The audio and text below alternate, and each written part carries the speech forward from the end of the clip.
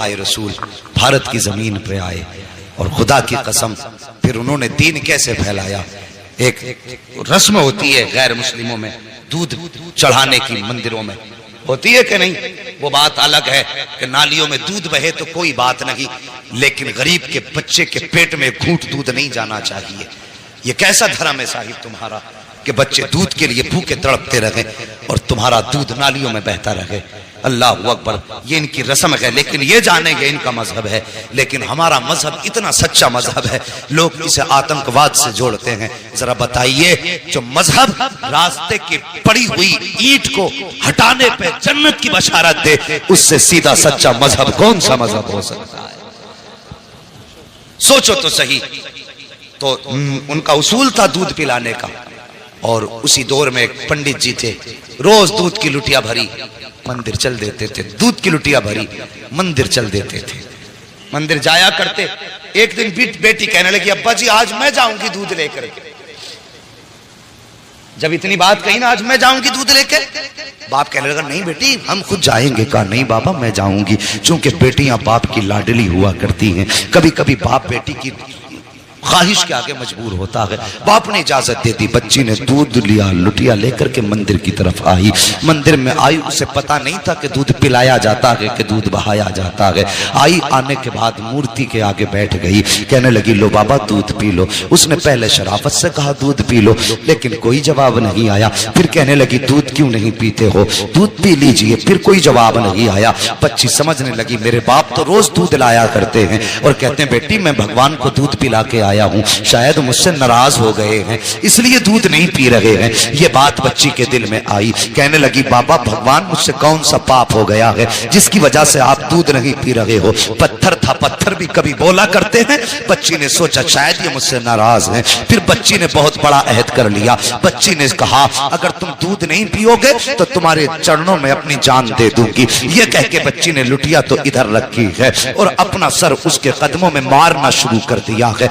इस बेदर्दी के साथ उसने सर पटका कि माथे से खून बहना शुरू हो जाता है। जब बच्ची सर पटकती रही, रोती रही, उसी रास्ते से इत्तेफाक से गरीब नवाज का गुजर हो जाता है, अताए रसूल का गुजर होता है। जैसे गरीब नवाज ने बच्ची को रोते देखा, सर पटकते देखा, आप आए हैं। आने के बाद पेशानी की जगह अपनी हथेली रख दी है। जैसी हथेली आई है, बच्ची ने यूं सर उठाया, सादा से बाबा को देखा, देख के कहने लगी बाबा कौन हो। कहने लगे बेटी बता तो सही बात क्या है, ये अपने ऊपर जुल्म क्यों कर रही है। उसने कहा बाबा आप जाइए, ये मेरे भगवान का मामला है। मेरे गरीब नवाज ने फरमाया बेटी बता तो सही क्या मामला है, आखिर ये क्यों कर रही है। उसने कहा बाबा तुम क्या जानो, तुम तो मुसलमानों के धर्म गुरु हो, ये हमारे मजहब का मामला है। गरीब नवाज ने कहा बेटी बता तो सही बात क्या है। बच्ची कहने लगी सुनो बाबा अगर नहीं मानते हो तो सुनिए, मेरे बाप रोज दूध पिला के जाया करते हैं, लेकिन आज मैं दूध लेकर के आई हूं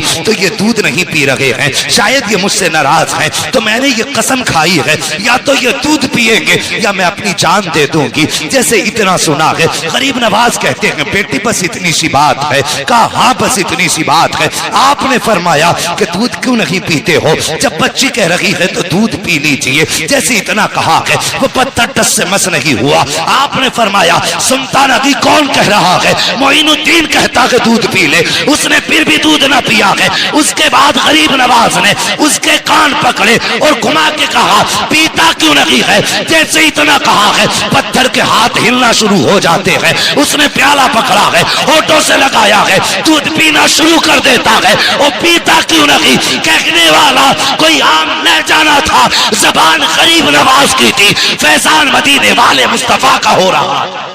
नारे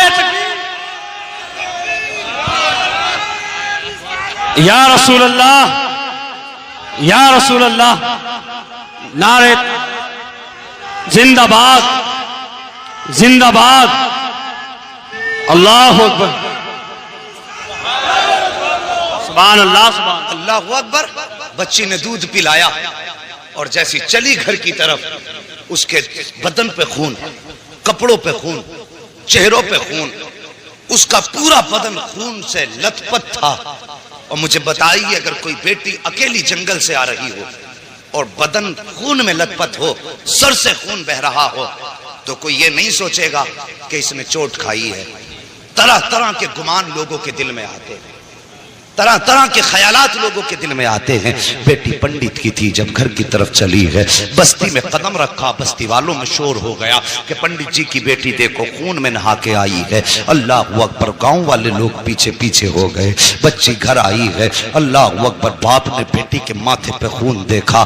باپ تو باپ ہوتا ہے، چاہے وہ کسی بھی دھرم کا ہو۔ تڑپ گیا، کہنے لگا بیٹی بات کیا ہے؟ اس نے کہا بابا میں دودھ لے کر کے گئی تھی اور میرے بھگوان نے دودھ پینے سے انکار کیا، انہوں نے دودھ نہ پیا تو میں نے قسم کھائی تھی کہ اگر دودھ نہیں پیو گے تو میں تمہارے چرنوں میں اپنی جان دے دوں گی۔ یہ کہہ کے میں نے جب سر ان کے قدموں پہ مارا ہے، اللہ اکبر، سر قدموں پہ مارا ہے، وہ کہتی ہے تب میرے جسم میں خون بہا ہے، تب سر پھٹا خون بہنے لگا، لیکن بابا میں دودھ پلا کے آئی ہوں۔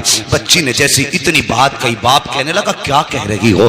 ہاں بابا میں نے دودھ پلایا ہے۔ باپ کہنے لگا بیٹے پوری زندگی گزر گئی اسی پتھر کی عبادت کرتے کرتے، آج تک ہم دودھ نہ پلا سکے، تو ایک دن میں کیسے دودھ پلا سکتی ہے؟ گاؤں والوں نے اتنا سنا، کہنے لگے پنڈت تیری بیٹی جھوٹ بول رہی ہے، دودھ نہیں پلایا ہے، پتھر تو دودھ پی ہی نہیں سکتے، بچی تیری عزت لٹا کے آئی ہے، کسی نے اس کی آبرو لوٹی ہے، اس لیے یہ آ کے باتیں بنا رہی ہے، یہ جھوٹ بول رہی ہے۔ اور یار جب کسی کو بھی عزت کا تانا دیا جاتا ہے تو وہ کسی بھی دھرم کی بیٹی ہو، عزت سب کو پیاری ہوتی ہے۔ جب گاؤں والوں نے کہا تھا کہ تیری بیٹی جھوٹ بول رہی ہے، یہ کہیں منہ کالا کر کے آئی ہے، عزت لٹا کے آئی ہے، یہ بہانہ بنا رہی ہے، باپ نے بیٹی کے قدموں پہ اپنا سر کا جو ٹوپی تھی وہ رکھی اور رکھ کے کہنے لگا بیٹی اے میری بیٹی میری عزت بچا لے، سچ بتا بات کیا ہے؟ بچی کہنے لگی بابا میں دودھ پلا کے آئی ہوں۔ باپ نے کہا جھوٹ نہ بول۔ بچی نے کہا بابا کس کی قسم کھلاتے ہو؟ میں سب کی قسم کھانے تیار ہوں،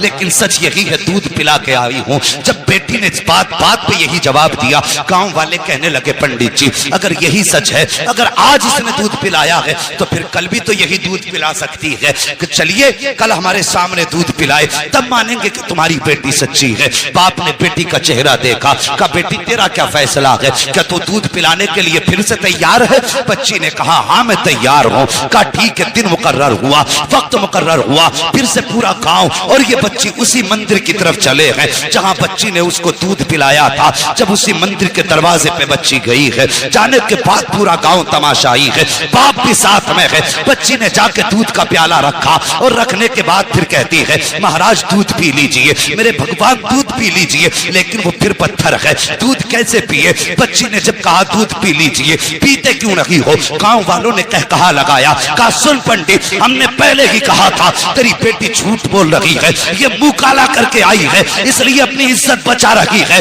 جب اتنی بات بچی نے سنی ہے، بچی کا دل ٹوٹ جاتا ہے، بچے کی آنکھ میں آنسو آئے لیکن ساتھ ہی غصہ بھی آیا۔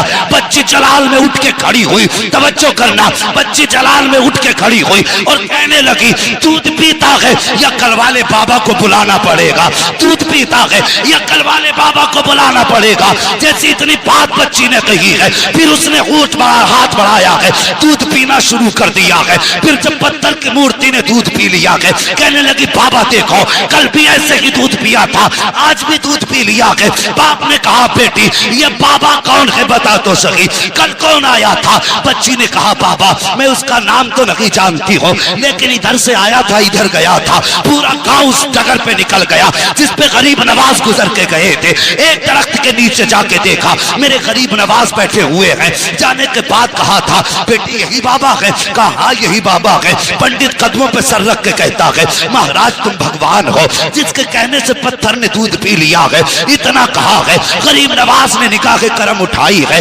فرماتے میں کوئی خدا نہیں ہوں، میں کوئی بھگوان نہیں ہوں۔ کہا بتاؤ تو سکی پھر کس کی پاور ہے جو پتھر دودھ پی لے؟ غریب نواز نے کہا تھا وہ میری پاور نہیں بلکہ وہ اس کی پاور ہے جس کو غریب نواز پوجا کرتا ہے۔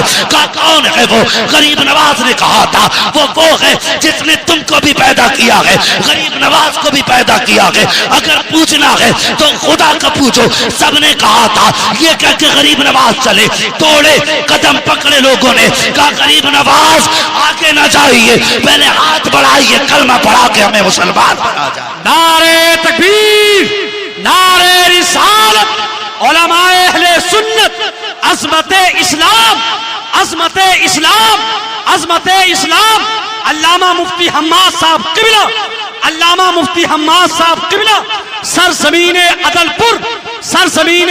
پور نعرہ تکبیر نعرہ رسال.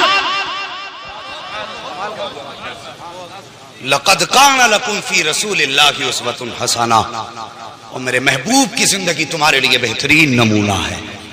حضور کے کردار کو اپنائیے. بیٹیوں سے پیار کرو. بیٹی بیٹی ہے، چاہے وہ دوست کی بیٹی ہو یا دشمن کی بیٹی ہو. میرے حضور کے دربار میں حاتم طائی کی بیٹی آئی تھی، ننگے سر آئی. میرے حضور نے اپنی مزمل والی چادر سر پہ ڈال دی.